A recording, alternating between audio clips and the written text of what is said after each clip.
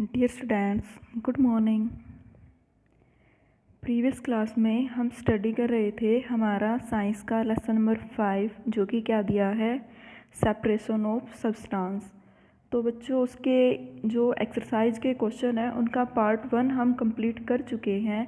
Next हम करते हैं एक्सरसाइज के क्वेश्चन का हमारा पार्ट 2। तो देखिए बच्चों, फर्स्ट क्वेश्चन आपको दिया है यानी कि क्वेश्चन नंबर 6 है जो वो क्या दिया है, फिल अप द ब्लैंक्स। यानी कि आपको ब्लैंक्स दिए गए हैं, आपको उनको फिल करना है। तो सबसे पहले दिया है the method of separating seeds of paddy from its stock is called blank. यानी कि पैडी क्या होती है बच्चों, धान। तो जो धान होती है उससे उसके बीजों को हम क्या करते हैं, अलग करते हैं। यानी कि जो चावल होते हैं, राइस होते हैं, या फिर जो उसके सीड्स होते हैं उनको हम अलग करते हैं फ्रॉम इट्स स्टाल्क। यानी कि जो भूसा होता है उससे हम अलग करते हैं बच्चों। तो ये किस प्रोसेस से, किस मेथड से ये पॉसिबल हो पाता है, तो इस मेथड को हम क्या बोलते हैं बच्चों, थ्रेसिंग।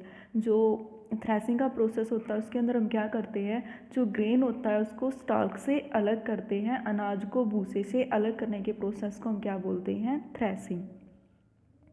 उसके बाद बी पार्ट दिया बच्चों, when milk cold after boiling. जब दूध को हम क्या करते हैं, आफ्टर बॉइलिंग यानी कि गर्म करने के बाद उसको फिर से कोल्ड यानी कि ठंडा करते हैं। Is poured onto a piece of cloth. तो उसके बाद हम उसको क्या करते हैं, एक कपड़े से या फिर छलनी वगैरह से हम उसको क्या करते हैं, छानते हैं। The cream is left behind on it. तो जो क्रीम है वो हमें मिल जाती है, वो अलग हो जाती है। यानी कि क्रीम या फिर जो मलाई होती है वो हमें अलग मिल जाती है। This process of separating cream from milk is an example of blank.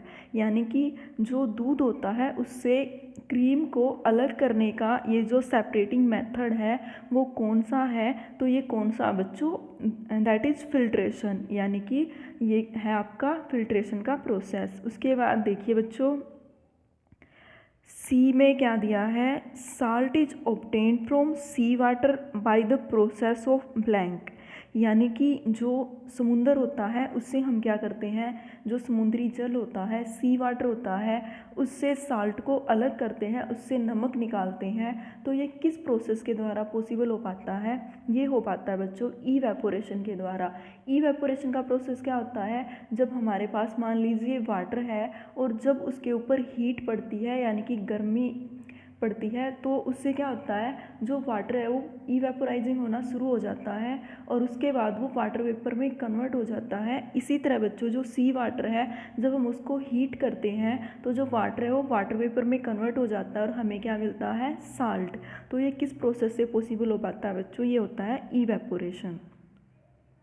उसके बाद नेक्स्ट है impurities settled at the bottom.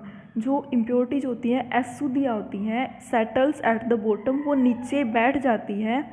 वहन मडी वाटर यानी कि जो गंदा पानी होता है, was kept overnight in A basket. जब हम क्या करते हैं, एक बास्केट में गंदे पानी को पूरी रात रखते हैं तो क्या होता है, जो इम्प्योरिटीज होती हैं, जो अशुद्धियाँ होती हैं वो नीचे बैठ जाती हैं। The clear water was then poured off from the top. और जो क्लियर वाटर होता है, जो साफ़ पानी होता है, वो क्या होता है, वो ऊपर आ जाता है और जो इम्प्योरिटीज़ होती हैं वो नीचे बैठ जाती हैं। The process of separation used in this example is called. तो बच्चों ये जो सेपरेशन का आपका जो मेथड है, प्रोसेस है, इसको हम क्या बोलते हैं, तो ये कौन सा बच्चों, डिकेंटेशन यानी कि अवसादन। तो डिकेंटेशन में होता है जब हम, हमारे पास मान लीजिए वाटर है, उसको हम क्या है कुछ टाइम के लिए रख देते हैं, तो जो सैंड वगैरह या कुछ और है, जो भी डस्ट पार्टिकल है, वो नीचे बैठ जाते हैं और जो क्लियर वाटर है वो ऊपर आ जाता है। ये कौन सा प्रोसेस होता है, डिकेंटेशन। तो इसी तरह बच्चों हमारी यहाँ पे एक्सरसाइज कंप्लीट होती है। नेक्स्ट हमारे वन लाइनर क्वेश्चन है, तो आप ये भी देख लीजिए साथ के साथ में। सबसे पहला क्वेश्चन है बच्चों, which substance are there in rock salt. Rock salt होता है बच्चों, रॉक मीन्स चट्टान, और साल्ट क्या होता है, नमक। यानी कि जो चट्टानी नमक होता है, आपने देखा होगा चट्टान की तरह, तो उसके अंदर कौन कौन से सब्सटेंस होते हैं, तो उसमें क्या होता है बच्चों, साल्ट यानी कि नमक। उसके बाद है सैंड, रेत एंड सोयल और मिट्टी। तो रॉक साल्ट के अंदर क्या होता है, साल्ट होता है, सैंड होती है और सोयल होती है। क्वेश्चन नंबर 2 है बच्चों, नेम एनी 4 मिक्सचर्स, आपको 4 मिक्सर्स के यानी कि मिश्रण के नाम बताने हैं। तो आप कोई भी मिक्सचर दे सकते हो बच्चों, जैसे रॉकी साल्ट यानी कि जो चट्टानी नमक होता है। सेकंड है एयर, एयर भी जैसे रॉकी साल्ट है बच्चों, किस किस का मिक्सचर है, सैंड का, साल्ट, सोयल, और जो एयर है वो भी एक मिक्सचर है, because air contains many gases like as oxygen, nitrogen, carbon dioxide, dust particle, water vapour etcetera. उसके बाद दिया बच्चों पॉन्ड वाटर, जो तालाब होता है उसका जल भी, उसमें भी काफ़ी सारी चीज़ें होती हैं बच्चों, जैसे सैंड होती है, सोयल होती है, वाटर होता है। उसके बाद है सोयल यानी कि मिट्टी, तो मिट्टी में भी काफ़ी सारे पार्टिकल्स होते हैं। तो इसका मतलब ये क्या है बच्चों, ये मिक्सचर है यानी कि मिश्रण।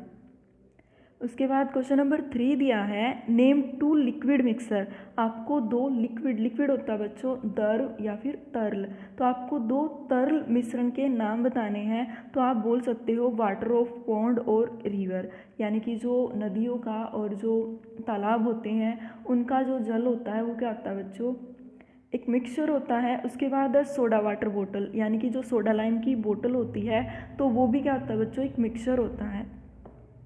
उसके बाद क्वेश्चन नंबर 4 है, from which lake of Rajasthan is common salt obtained, Rajasthan की कौन सी झील है जहाँ सबसे ज़्यादा मात्रा में कॉमन साल्ट यानी कि जो साधारण नमक है वो पाया जाता है। तो बच्चों common salt is obtained from Sambhar lake in Rajasthan, Rajasthan में एक सांबर नामक झील है, उसका पानी बहुत ज़्यादा खारा है, तो वहाँ से क्या मिलता है बच्चों, कॉमन साल्ट यानी कि साधारण नमक। उसके बाद है हमारा क्वेश्चन नंबर 5 और क्वेश्चन लास्ट क्वेश्चन है ये हमारा, नेम एनी 4 प्योर मटेरियल्स, आपको 4 प्योर मटेरियल्स के नाम बताने हैं। प्योर से मतलब है बच्चों शुद्ध, यानी कि जिसके अंदर कोई मिक्सचर या फिर कोई इम्प्योरिटीज ऐड नहीं है, जो पूरी तरह से शुद्ध है, पूरी तरह से मुक्त अवस्था में पाए जाते हैं। तो सबसे पहला बच्चों शुगर, शुगर का क्या है, प्योर मटेरियल। उसके बाद है कॉमन साल्ट, कॉमन साल्ट यानी कि साधारण नमक। उसके बाद है गोल्ड, गोल्ड यानी कि सोना। और उसके बाद है मरकरी, मरकरी यानी कि पारा। तो ये क्या है, प्योर मटेरियल्स हैं, ये शुद्ध पदार्थ हैं। तो इसी के साथ बच्चों हमारा जो लेसन नंबर 5 है वो कंप्लीट होता है। हम इसकी जो एक्सरसाइज है वो कर चुके हैं, इंटरनल क्वेश्चन हम प्रीवियस क्लास में कर चुके हैं, और ये आपको 5 वन लाइनर क्वेश्चन दिए थे। तो आज जो आपको करवाया गया है इसको आपको अच्छे से समझना है, अच्छे से साफ और सुंदर हैंडराइटिंग में अपनी नोटबुक में इसको उतारना है। बाकी हम हमारी नेक्स्ट क्लास में पढ़ेंगे हमारा जो लेसन नंबर 6 है उसके बारे में। ओके, थैंक यू बच्चों।